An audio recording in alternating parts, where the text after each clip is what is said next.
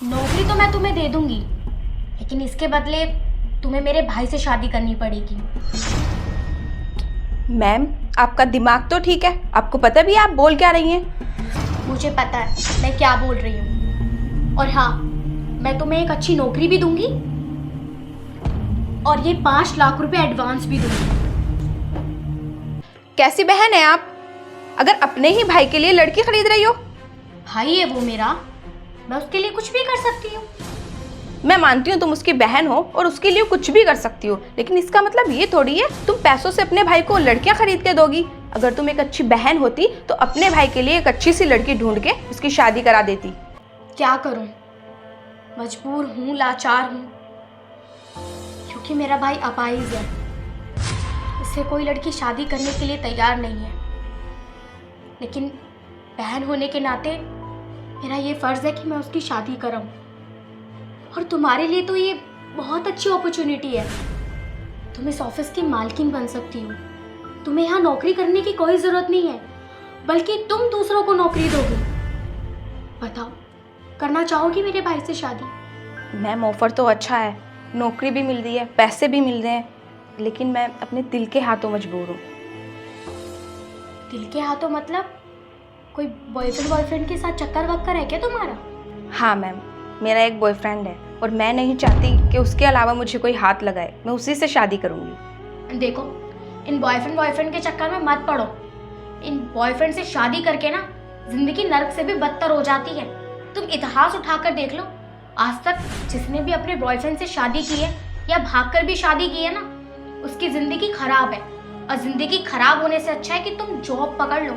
और ये 5 लाख रुपए दे रही हूँ मैं तुम्हें, तुम कहो तो इन्हें 10 लाख रुपए भी बना दूंगी। बहुत अच्छी अपॉर्चुनिटी है, तुम कर लो मेरे भाई से शादी। और मुझे कोई जल्दी भी नहीं है, तुम अपनी फैमिली में जाके उनसे डिस्कस करना और सोच समझ के जवाब देना। और हाँ, ये 5 लाख रुपए भी तुम ले जाओ और अपनी ये फाइल मुझे दे देना, मैं कंपनी के डॉक्यूमेंट में लगा दूंगी और तुम्हारा ज्वाइनिंग लेटर भी तैयार करवा दूंगी। ना मुझे इस नौकरी की ज़रूरत है और ना मुझे इन पैसों की ज़रूरत है। आप अपने भाई के लिए कोई अच्छी लड़की ढूंढ के उसकी शादी करा दो। अरे मैं पहुंच जाऊंगा थोड़ी बहुत देर में। ये कहाँ से आ गया? ये भी मेरा पीछा नहीं छोड़ता है, ढूंढता ढूंढता यहीं आ गया। इससे बोला था मैं आज नहीं मिलूंगी, कल मिलूंगी। हाँ, जैसा भी होगा बता दूंगा तुझे। ठीक। भैया, खाना खाए? हाँ, खाना खाया है और तेरा भी रखा केबिन में, तू भी जाकर खा ले। भैया?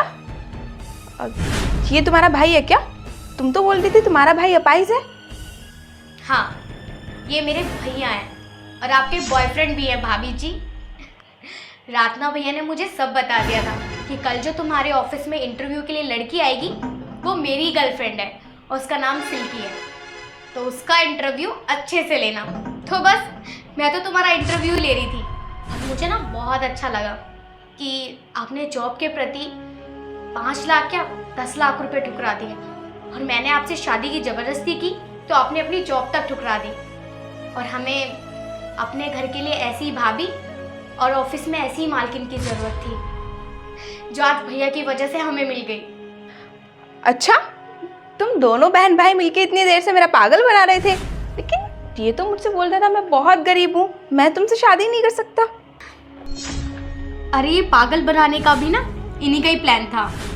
पागल नहीं बना रहे थे, बल्कि तुम कितनी ईमानदार हो या बेईमान हो, सिर्फ हम बहन भाई वो जानने की कोशिश कर रहे थे।